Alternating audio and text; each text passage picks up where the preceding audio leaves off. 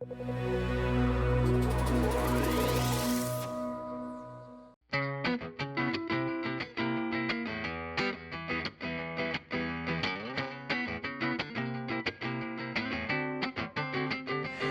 you've been involved in some of Europe's best or most notable tech successes. Currently Spotify, Sumly with Nick Delosio. But I want to know, first of all, what it is you do.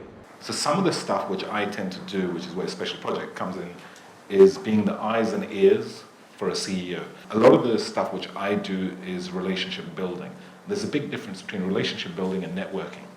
Right? So I'll go to a country 2 years before Spotify even deploys the first person there and start working out who we need to have relationships with, who we should be hiring, who we should be buying. I can just take so much luggage or baggage from a CEO.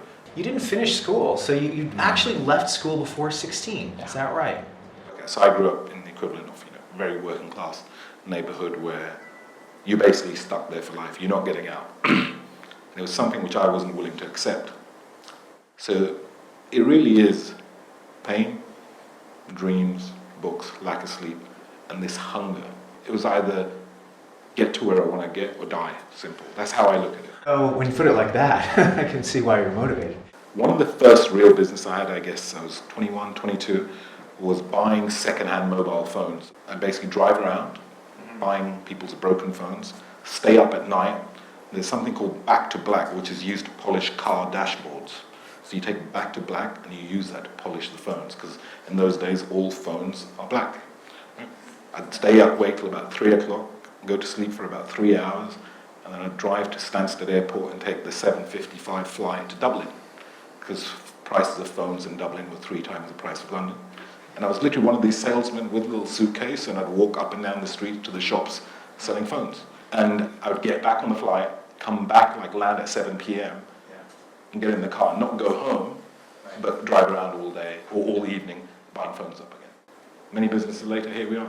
Daniel Ek, as I'm sure you all know, is a successful Swedish internet entrepreneur. He had this idea that you could make music free and make it freely available in the way that it was on Napster and those sorts of sites, but get the backing of the music industry. So I guess what he was trying to achieve was, how do you make a product which is actually better than piracy, legal, and free?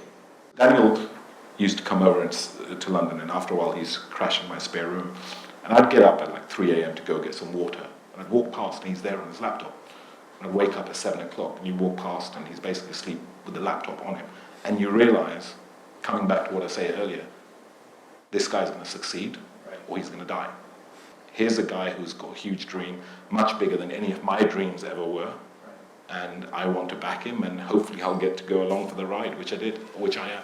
Why do you think Daniel Ek and the rest of you at Spotify were able to convince the record companies to buy into this idea?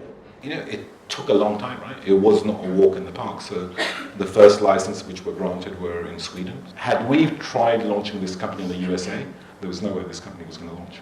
Right. So whilst it was tough for us, it was actually that kind of semi-stealth move, which wasn't deliberate, it just happened that the company was in Sweden, did us a lot of favors. The smartphones came out, broadband, 3G, a lot of things, just the stars aligned in a positive way. And you had some fairly significant people in Silicon Valley get interested, fall in love with Spotify, and really back it. So let's move on to some of the other companies. First, I guess we have to go to Horizons Ventures, right? So Li Ka-shing, as we say, one of the most successful, richest men in the world, is an investor, became later an investor in Sumly. So in Nick Delosio's company, Nick is a lovely kid who I think is now 18. The tech world actually has this.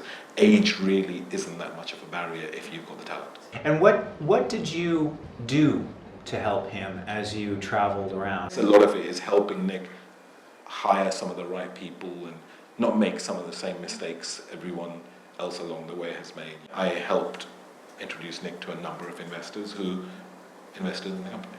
You were the first person who told me about Bitcoin. What was it you saw in Bitcoin that made, in other kind of cryptocurrencies, that made you feel that there was a transformative opportunity there? It's just not about the actual Bitcoin. It's what else can the platform that's being created end up becoming. Tell people what CoinDesk is. So CoinDesk is basically a media platform. Originally, it was an idea to have a blog which talked about Bitcoin. 12 months later, it's a team of 15 people discussing. It's all editorial driven, information driven, and price driven. So we've created the CoinDesk Bitcoin Price Index. How do you decide now what crazy idea you're going to put your money into and your energy into?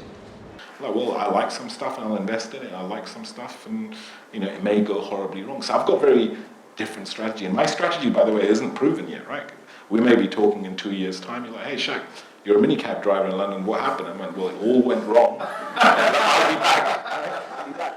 For people who are wanting to be part of a startup, what would your advice be? What's the best way to get involved with something that you think is exciting? Every entrepreneur, every founder, one of the biggest things is, I just can't hire the smartest people. I'm having problems hiring.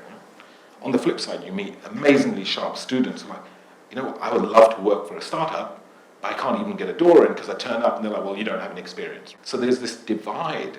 The best candidates I've seen at startups in an early stage, like, hey, you know what, I believe in what you're doing. I'm just going to turn up. And if you want me to clean, the desks, I'll do that. I just want to learn this. You have to kind of unlearn everything that you did in a corporate environment to go and work in a startup.